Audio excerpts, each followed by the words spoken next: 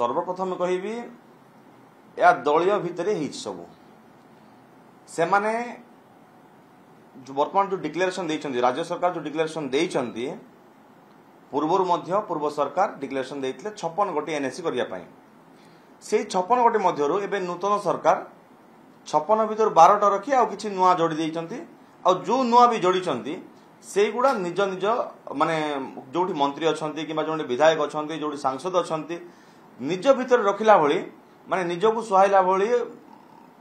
निष्पत्ति नहीं एबे 28 गोटी डिक्लेयर करछन्ती आमे मध्य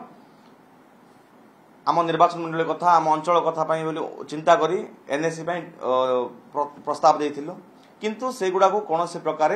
सरकार गुरुत्व देई नाहांती आज रायगढ़ जिलार विषमकटक कहतु कोरापुट जिलार बोरीगुमा गोटे करिसंती पूर्व सरकार सा निष्पत्ति नैथिले एमाने खाली नाटा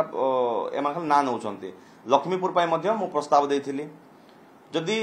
आम अंचल रे जो अंचल रे कि कम्युनिकेशन सुविधा नाही आज पर्यंत टाउन रो डेवलपमेंट हेई पारि नाही सी जगह हम प्रस्ताव दउछु जदि सरकार ता ऊपर गुरुत्व देई थांते ताले नुआ नुआ सरकार आउरी तयारी होंता अंचल रो विकास होंता ओडिसा रो आर्थिक अभिवृद्धि हेई पारंता किंतु सरकार निज विधायकों को सुहाइला भली एक निष्पत्ति नैचंती याको आमे दृढ़ निंदा करूछु जदि करबा को चाहउछंती सरकार जदि ठीक रे चलाय पय चाहउछंती ताले समस्त को सुहाइला भली समस्त को निष्पत्ति को समस्त को प्रस्ताव को सम्मान देई काम करंतु ताले राज्य सरकार को आमे मध्ये सम्मान देबो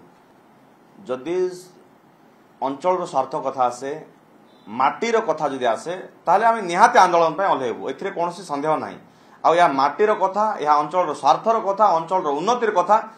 तेणु आमे निहाती भाव आसंता विधानसभा मध्य 18 तारिख जो विधानसभा आरंभ हम से विधानसभा मध्य आमे प्रस्ताव देबु पुनर्बार जदि माने आवश्यक पड़े आंदोलन मध्य करिवु केवल जे विधानसभा बोली नुह विधानसभा भितर मध्य लड़ाई हेबो विधानसभा बाहर मध्य लड़ाई हेबो सरकार को आम अधिकार आमे जाहिर करिया पर्यंत आमे लड़ाई करूथु।